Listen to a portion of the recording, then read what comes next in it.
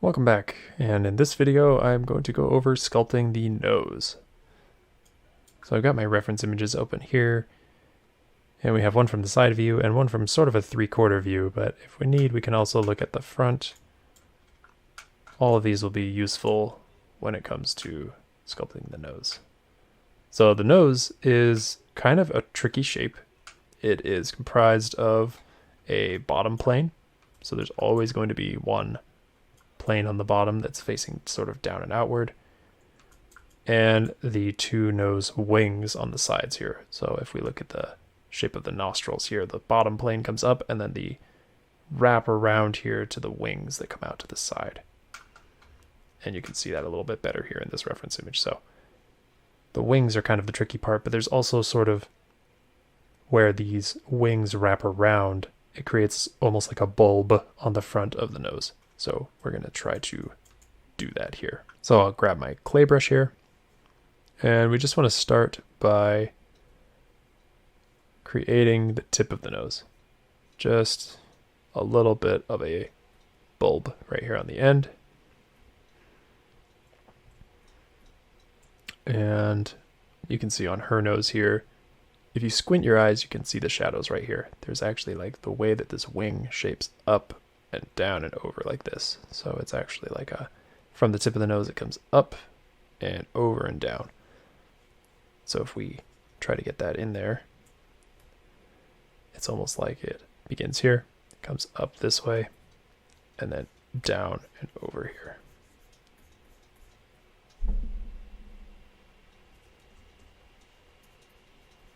Out to the sides.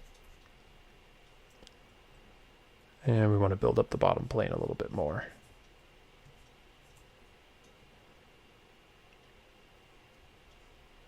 So once we get to this point, we can kind of smooth this out. I'm going to move up in subdivision so that I have higher subdivision level here. And the shape of the nostrils is kind of a weird shape, but I'm just going to carve that in right here. Just sort of a starter circular sort of shape. And make sure that you leave a little bit of a gap right here, because this is where the nose connects to the upper lip. So, and enough space here on the side for the nose wings, because we're also going to just slightly build up those nose wings.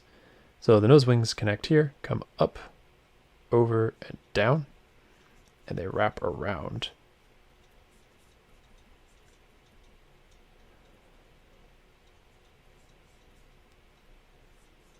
Here we go.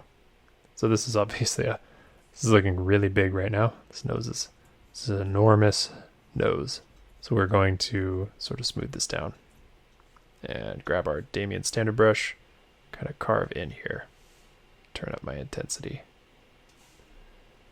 Carve in and around the nose here. This is way too big. There we go. Gotta get that. Oh, sticky. Yes. Okay. So I'm going to make this a little bit smaller now. And this is just general. We just want to get the general proportions correct. So I'm going to carve around the bottom a little bit, around the outside, going up. But I'm not going to carve this line right here, because that's actually going to be fatty tissue. So just around where the wings come up and down and connect, and going down around the bottom of the nose. Let's smooth all this out. Now I can take my move brush, just kind of pull this part down here. So you can see here, this is the shape I was talking about with the wing of the nose here. There's this little bulb here at the end, and it kind of connects to the wing of the nose that comes up and over and down. And I'm just using the move brush to do this. I really like the move brush. It's one of my favorite brushes. It's just so much easier to kind of put everything in place with it, rather than using clay to build. You're actually just sort of, it's like using your hands in a way. You're just moving the clay around. So I like that sort of feel that you get with the move brush. and just tiny, tiny movements. So now I'm trying to create an exaggerated shape of the nose first for my foundation. And then we can go into a refined shape later. The bridge of the nose is generally pretty even, pretty straight here.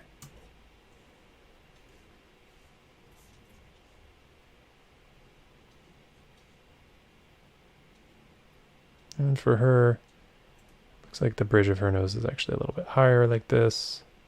And it's so strange.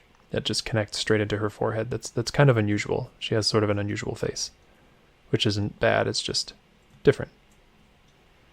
I'm just not used to seeing that when it comes to how the brow connects to the nose like that. It's typically, with a character with the brow, you have this shape here of the outer eye socket coming in, or the inner eye socket, I'm sorry. And it is at an angle that's facing forward and down, like this. It's like this. It's not like a 90-degree angle, but like forward facing, and this angle of the brow faces down and forward toward the ground, like this. And then the nose connects right there to it. That's the typical sort of structure that you see there. But for her, it's very different. It just goes straight up into her forehead. And that's, I am not used to that. Just something else to note as we go on. So making sure that we preserve the shape of our brow bone here. Just going to do exaggerated first because I want that structure to be there. But pull this in a little bit, make sure that I keep that shape of the bridge of the nose. And that shape in the inside where the eye sockets are here. I want to make sure that I preserve the shape of the eye sockets. So otherwise it can start looking really weird really fast.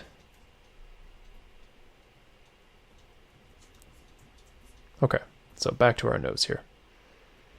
Getting off topic. So I want to make sure that I have enough space for the wings. So this shape is pretty close. I'm just going to use my Damien standard to sort of force that shape right out here. The outer wing. And we'll carve in like this. So I guess Damien standard actually. I probably should have just done this from the start. This works better than clay buildup. Bad advice. So now we're starting to actually get a shape that looks more like a nose. And it's a little too big, so I'm going to just gently pull it back here. And smooth it out with shift. So it's really important that you keep the sticky keys, that you keep the bottom plane of the nose facing up at an angle like this. And at this point, what I like to do is take H polish. If we take our H polish brush, it's under H in your brush menu, and we just flatten out this bottom plane coming up.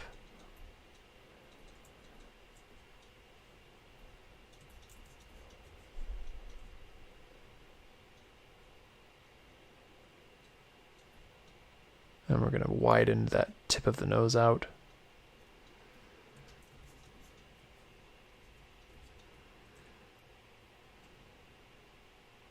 And bring it down just a little bit.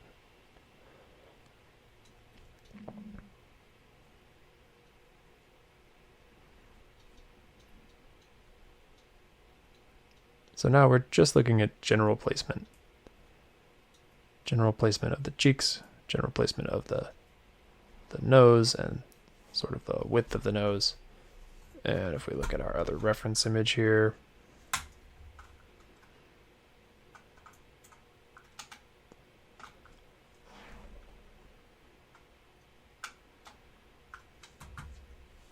so her nose is actually a little bit wider, so I'm just going to pull this out. Pull the tip in more.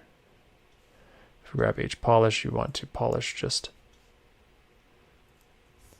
the bottom parts of the nose go like this, kind of polishes in and over and down. And you can also reverse the H polish by holding Alt, and it will build up. So you can actually create a nice little bridge like this on the bottom of the nose.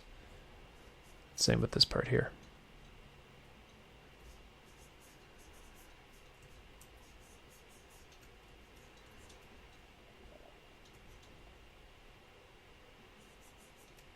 Now we actually have more of a bottom plane to our nose.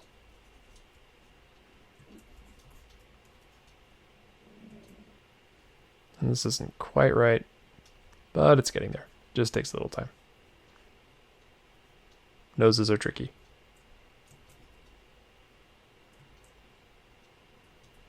Just keep looking at your reference, make sure that you're checking back and making sure that the shapes are correct. I think my nostrils are a little too wide, so we're gonna smooth that out. And we'll make our nostrils a little smaller so that the nose wings can be wider. There we go.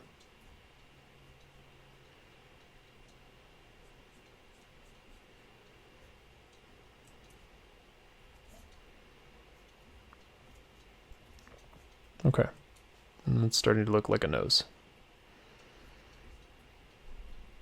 And again, that bottom plane, just want to make sure I preserve that.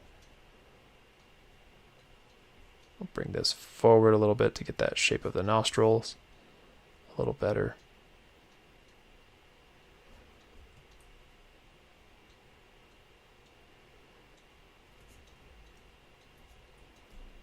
And just carving around the outside a teeny bit, making very sure not to smooth the nose wings, but just the cheek area when I'm smoothing. Very last, just to make sure that we get the shape of the nostrils correct, this bottom part of the nose sort of comes down like this and curves back. So it's almost like a nice little triangle, like right here at the bottom plane of the nose coming down. And that actually shapes the front part of the nostril going back.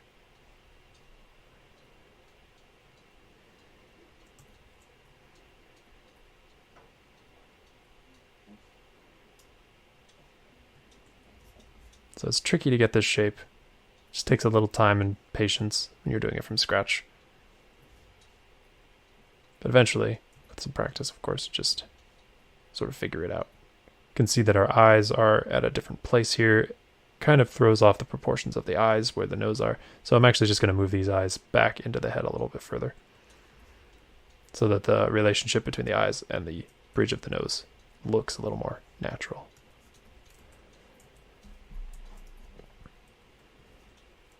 And we'll actually move the eyes out just a little bit further. So as we're going, it's important to just constantly be mindful of all of the pieces and how they work together and how they fit together. The nose, the eyes, the mouth, all that. It's okay to go back and just constantly be making changes. Because this is a stylized character, I'm actually going to sort of pinch in the cheeks a little bit more because I want that dramatic sort of look to the face. Very, very bony cheeks. And of course, we'll probably change that a little bit later. And also, remember, I have AccuCurve turned on under my brush and under curve. I have AccuCurve turned on, so it actually pinches and pulls.